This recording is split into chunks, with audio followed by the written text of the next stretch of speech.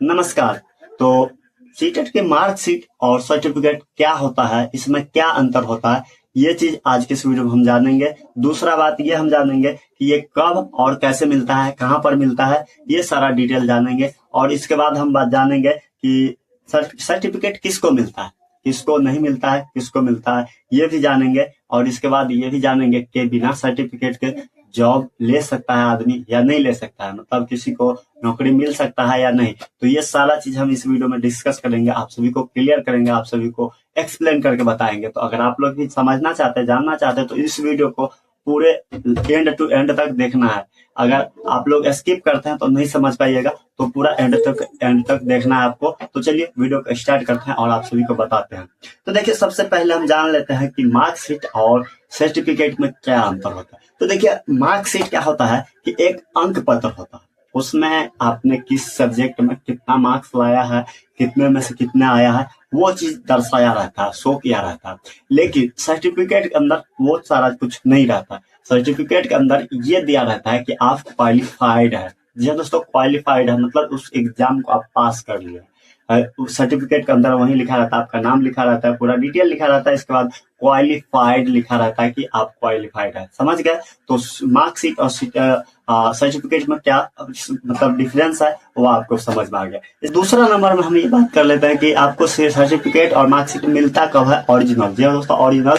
तो इसके लिए देखिए, आपको वो मिलता कब है, तो आपके रिजल्ट के बाद, जब भी रिजल्ट आपका आ जाता है उसके 15 से 20 दिन के बाद आपके डिजी लॉकर में आता है। ऑनलाइन वेबसाइट पर अपलोड किया जाता है डिजी लॉकर पे। तो डिजी लॉकर को आप लॉग इन कर सकते हैं। वहां पर आप अपने मोबाइल नंबर से, जो भी आपके जो आधार कार्ड से रजिस्टर्ड मोबाइल नंबर है, उससे आप उसको लॉग इन कर सकते हो। वहां पर साइन अप करके एक आईडी जनरेट करना होता है, उसके बाद लॉग इन कर लीजिए और वहां पर आप डॉक्यूमेंट में जाकर अपना सर्टिफिकेट और मार्कशीट डाउनलोड कर सकते हैं। ठीक है। और इसके बाद हम बात करते हैं कि ये सर्टिफिकेट किसको नहीं मिलता है, किसको मिलता है। ये बात बहुत इंपॉर्टेंट है कि बहुत सारे लोगों के मन में ये रहता है कि हम क्वालिफाइड हैं या नहीं, अगर क्वालिफाइड है तो हमको सर्टिफिकेट मिलेगा या नहीं। देखिए, तो ये चीज बहुत मैटर करता है। तो इस पर आ जाते हैं हम नंबर के पास। तो देखिए, अगर आपके पास जनरल कैटेगरी से हैं तो आपको 90 नंबर चाहिए, मतलब 90 नंबर चाहिए, फिर आप पास हो जाता है। ठीक है, जनरल कैटेगरी में। तो जनरल कैटेगरी में अगर 90 नंबर है, चाहे जेंट्स है चाहे पुरुष है, महिला है, उससे कोई मतलब नहीं है। मतलब महिला है या पुरुष है, उससे कोई मतलब नहीं है। 90 नंबर अगर जनरल कैटेगरी वाले को है तो वो पास है, उसको सर्टिफिकेट दिया जाएगा। ठीक है।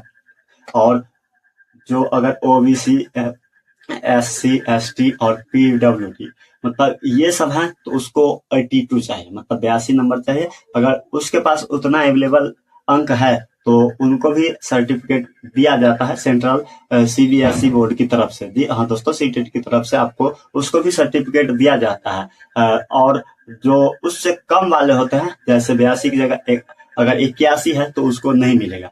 लेकिन बहुत सारे राज्य में आपको पास माना जाता है, लेकिन सीबीएसई के अंदर ऐसा कुछ रूल नहीं है। आपका 81 है तो आप पास नहीं है। ठीक है। हाँ, सीबीएसई का एक और रूल है, जनरल में अगर है 90 नंबर है अगर तो मिलेगा सर्टिफिकेट, अगर उससे कम है तो फिर आपको नहीं मिलेगा। एक भी नंबर कम है तो आपको नहीं मिलेगा। तो आपको यह भी समझ में आ गया कि किसको मिलता है, किसको नहीं मिलता। अब हम बात कर लेते हैं कि बिना सर्टिफिकेट के जॉब मिल सकता है।